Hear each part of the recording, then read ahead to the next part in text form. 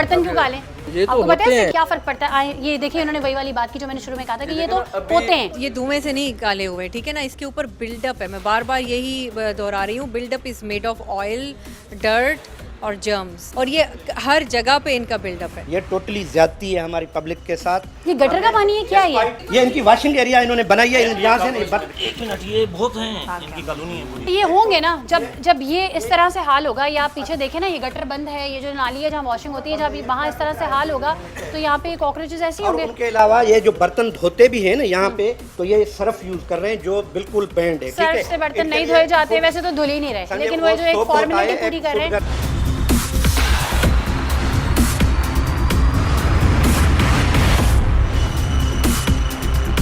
बर्तनों का हाल इतना बुरा है कि आप यकीन करें कि मैंने जब इसे टच किया ना तो मेरे हाथ देखें, और फिर वहाँ पर हमें सर्फ नज़र आता है जिससे ये कहते हैं कि जी हम धोते हैं, और ये वैसे ही कितना नुकसानदेह हो सकता है इस पर हम बात करते हैं। वॉशिंग लिक्विड है वो इनको महंगा मिलता है, सर्फ इनको सस्ता मिलता है, और Surf is a poison, detergent is a poison. If you ingest it, इससे आपकी टिश्यू डेथ हो सकती है। अंदर जाके वो ऐसे ही काम करता है पॉइजन की तरह, एसिड की तरह आपकी बॉडी में चला गया।